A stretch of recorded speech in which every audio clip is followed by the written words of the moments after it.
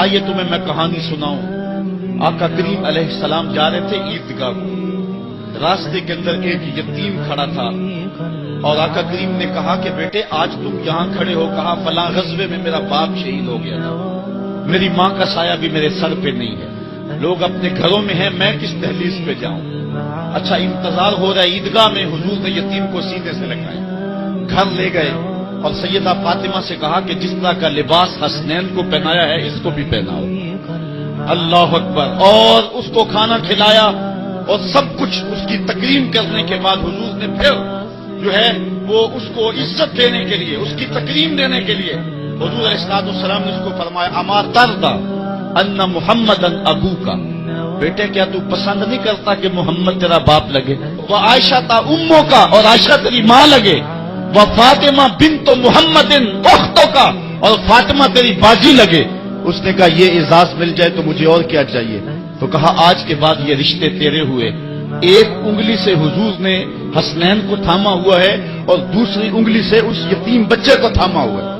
جب حضور عیدگاہ کی طرف بڑھ رہے ہیں تو اور بچے بھی اپنے ماں باپ کے ساتھ جا رہے ہیں، وہ بچہ زبان حال سے کہتا ہے تھا تو یتیم، آج یتیمی کا مزہ ہی نہیں آ گیا ہے کہ حضور کی انگلی تھام کے جا رہا ہوں۔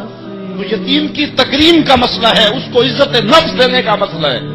یتیم کو لوگوں کے اندر کھڑا کر کے اس کو اعزاز دیتے ہو، وہ اعزاز نہیں ہے، وہ رسوائی ہے۔ مجھے ایک سال قبل ایک ایسی تقریب میں لوگ کھینچ کر کے لے گئے جہاں وہ آج کل اجتماعی شادیوں کا رواج ہے، تو میں بڑی معذرت کی، میرے لیے مشکل ہوگا کیونکہ مجھے اندازہ تھا اس تقریب کا، لیکن میں کبھی گیا نہیں تھا پہلے۔ تو میں جب اس تقریب میں پہنچا تو یقین جانے کہ 2 دن تک جو ہے وہ میں بے چین رہا ہوں۔ میں کہتا ہوں غریب سے غریب آدمی ہوتا ہے نا، اس کو معاشرے میں پروٹوکول اعزاز نہ بھی ملے تو شادی والے دن تو مہمان خصوصی وہی ہوتا ہے نا، اس دن تو سارے اس کے چہرے کو دیکھتے ہیں، لیکن ان دولوں کو بھی جو ہے وہ لائن پہ بٹھایا ہوا تھا اور اوپر مہمان خصوصی کوئی اور بیٹھے تھے۔ میں نے کہا یہ بیچارے مسکین آج بھی مہمان خصوصی نہیں ہے، آج ان کی زندگی کا اہم دن ہے اور آج بھی اتنے لوگوں کے سامنے اشتہار لگایا جا رہا ہے یہ غریب لوگ ہیں، اور دلہنوں کا بھی اشتہار لگایا جا رہا ہے یہ غریب بچیاں ہیں، اور پھر کیا ان کے چہرے پہ کوئی مسرت کے آثار تھے اور نہ ان بیٹیوں کے چہرے پہ کوئی مسرت کے آثار تھے؟ تو لوگ خوشی بانٹنے چلے ہیں لیکن غموں میں اضافہ کرتے چلے گئے۔ رات کی تنہائی میں نکلو، اندھیرا پھیلا ہوا ہو، کوئی دیکھنے والا نہ ہو، اپنے سائے سے بھی بچو اور جا کے غریب کے گھر میں رقم پھینک کے آ جاؤ، اسے پتا نہ ہو یہ پھینکی کس نے ہے، اور پھر وہ شادی کریں جو دعائیں ان کے کلیجے سے نکلیں گی عرش تک پہنچیں گی۔ تو بات دولت کی نہیں ہے، بات پیسے دینے کی نہیں ہے، بات تکریم کی ہے۔ کلا، دیکھو قرآن کا اسلوب، کلا بلا تکرمون الیتیم، معاملہ یہ ہے کہ یتیم کی عزت تکریم۔ میرے اور آپ کے آقا مولا نے تو یہاں تک فرمایا جب بچے اکٹھے کھیل رہے ہوں، تمہارا بچہ بھی ان بچوں میں کھیل رہا ہو تو بچے کو بیٹا کہہ کے آواز نہ، اس کا نام لے کے پکارو۔ عرض کی کہ حضور بیٹا ہے، بیٹا کہہ کے پکاریں گے تو حرج بھی کیا ہے؟ کہا تم نہیں جانتے، ہو سکتا ہے کہ وہاں کوئی یتیم بچہ بھی کھیل رہا ہے، اور جب یہ تم کہو گے تو تڑپ جائے گا آج میرا باپ ہوتا تو مجھے بیٹا کہہ کے پکارتا، لیکن آج میں محروم ہوں۔ تو کہا مسئلہ یہ ہے کلا بلا تکرمون الیتیم ولا تحاضون علی طعام المسکین۔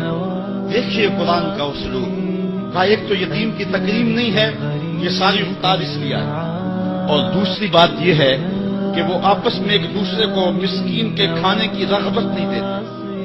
یعنی ایک شخص خود غریب ہے اور اتنی طاقت نہیں رکھتا کسی غریب کی پرورش کر سکے، وہ عہدہ بنا نہیں ہو سکتا کہ اتنا کہ میں تو کچھ کر نہیں سکتا، کوئی بھوکے تڑپتے ہوئے غریب کو دیکھے خود نہ دے سکے۔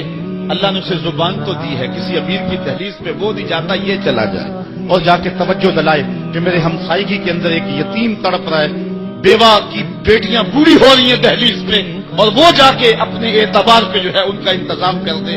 یہ ہے ولا تحاضون علی طعام المسکین۔ بلکہ رویہ کیا ہے؟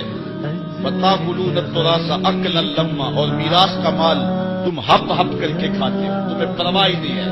بیٹیوں کا حق اہل عرب جو ہے وہ غصب کر لیتے تھے اور بیٹیوں کا حق نہیں دیتے تھے۔ وتحبون المال حبا جما، اور دولت کی محبت رچ بس گئی ہے کلیجے کے اندر، دل کے اندر اتر گئی ہے तड़पते हुए लोग भी देखते हो, लेकिन तिजोरियों के मुंह नहीं खुलते।